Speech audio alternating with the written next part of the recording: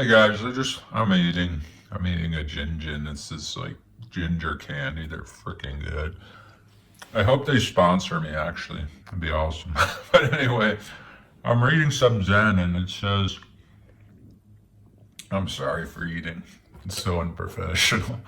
It says in Zen, letting go often brings unexpected blessings. When we release what no longer serves us, we create space for growth, joy, and harmony. After letting go, focus on cultivating your inner peace. And then they tell you to journal and stuff, so that's what I'm doing.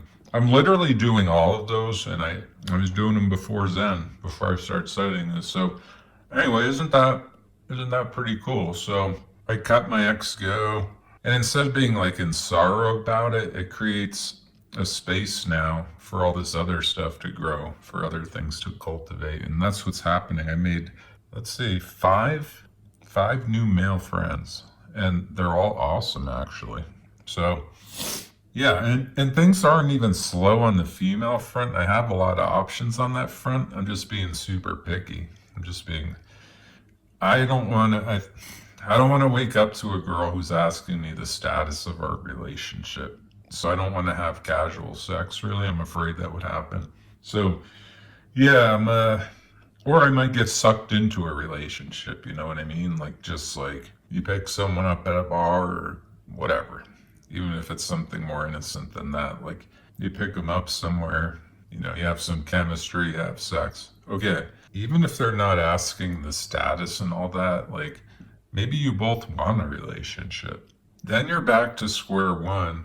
I don't know. I don't know. It's like if it's not the right person, you don't want to go back to square one where you're in a relationship with the wrong person. So you really need time to like figure it out. Like I think this is probably a 3 month process at a minimum to really, really narrow down what my next relationship should be and get it right. I don't want to, I'd rather be single than be in a not bad. My last one was not bad. It was mostly good.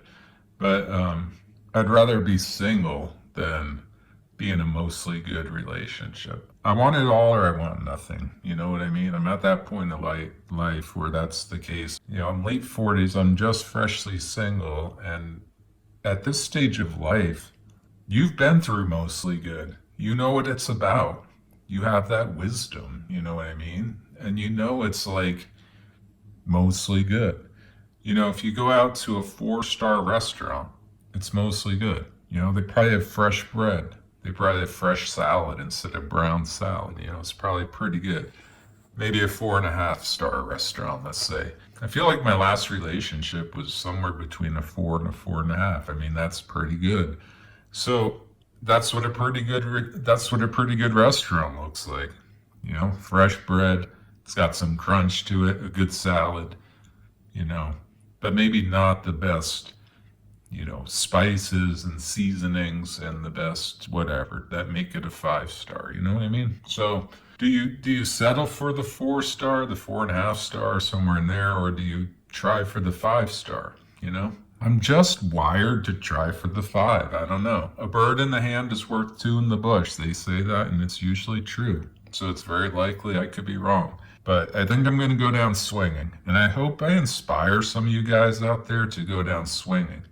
If you're in a 4 or 4.5 and you think it's pretty good, but you're not like fully satisfied or something, there's something telling you this is not the right person, you should probably listen to that voice. As someone who went through that, I could tell you should probably listen to that voice. It's scary to let things go.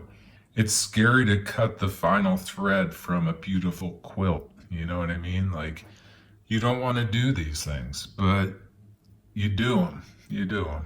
And that's all the advice I really have. That's from my perspective. I think it's better to do it. It's harder. It's definitely the difficult thing to do, but it is the right thing to do. So yeah, that's that.